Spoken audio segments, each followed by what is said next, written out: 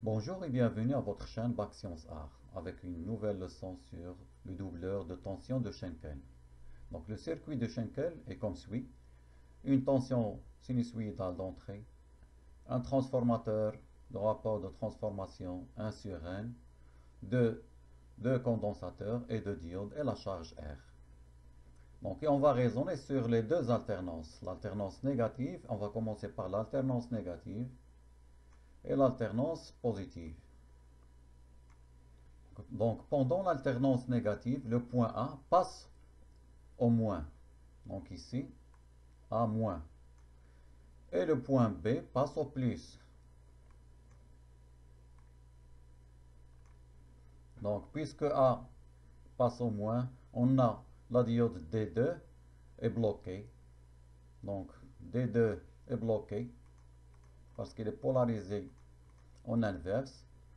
Et la diode D1, elle est passante. Donc ici, le circuit avec la charge et le condensateur est éliminé. On aura juste le circuit suivant. Donc C1 qui se charge à travers la diode D1. Donc jusqu'à ce qu'il atteigne la charge maximale U2 crête. Donc U2 c'est la tension maximale crête aux bornes de secondaire. Donc C1 aura une tension à ces bornes qui est égale à U2. Et on va passer à l'autre alternance, c'est l'alternance positive. Donc pendant l'alternance positive, B passe au moins et A passe au plus. Donc, puisque B passe au moins, donc D1 est bloqué. Donc, le circuit sera ouvert dans cette partie. Donc, puisque A passe au plus, D2 conduit. Donc, le condensateur C2 se charge à travers la diode D2 jusqu'à qu'il atteigne la tension 2 fois U2.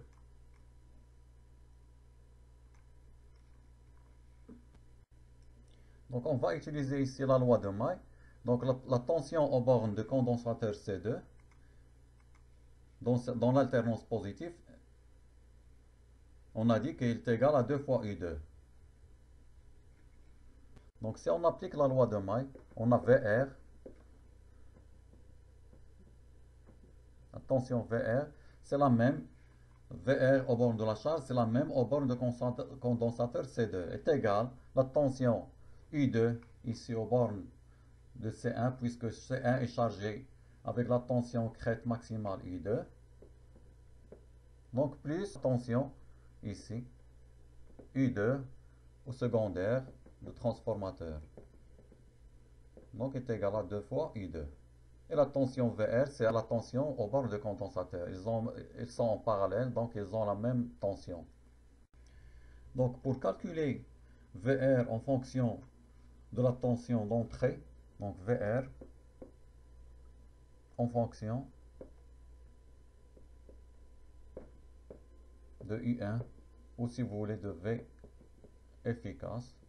Donc on va calculer tout d'abord U2.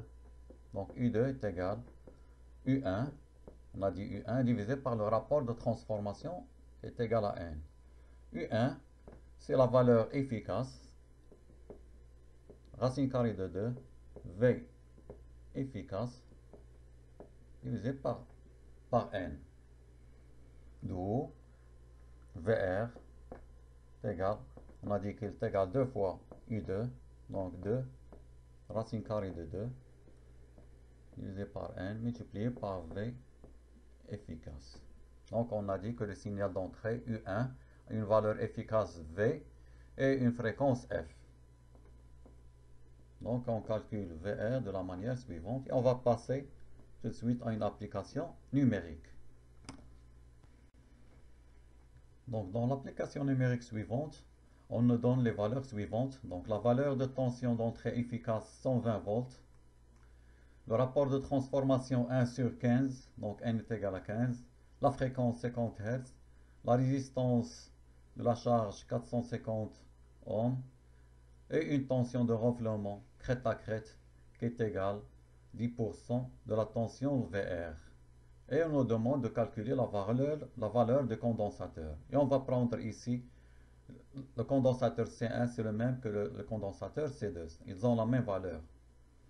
Donc, on sait que C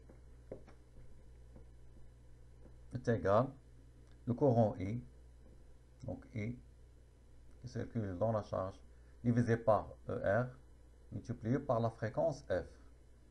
Donc on doit calculer le courant I, la tension de renflement ER, la fréquence elle est donnée. Donc pour calculer I, il faut calculer tout d'abord VR. Donc on a VR, on a dit que c'est égal à 2 fois U2. Avec U2, on a dit que c'est égal U1 divisé par le rapport de transformation qui est égal à 15. Donc est égal V efficace, donc racine carrée de 2, V efficace divisé par 15. Ça nous donne U2 est égal, on a V efficace, on a dit est égal à 120, multiplié par racine carrée de 2, divisé par 15. On va trouver une valeur de 11,28 volts. 28 volts. D'où VR est égal 2 fois U2 est égal à 22,56 volts. Donc on a trouvé VR. Donc on peut calculer le courant I par la loi d'Ohm. Donc c'est VR divisé par R est égal 22,56 divisé par 450, pardon. C'est égal à peu près 50 milliohms. ER, on a dit qu'elle est égale à 10% de VR. Donc elle est égale à peu près 2,56. Pardon, 2,26. Donc je corrige. Donc à peu près 2,26 volts crête à crête. D'où la valeur de condensateur. Donc C est égal à I. ER pour la fréquence.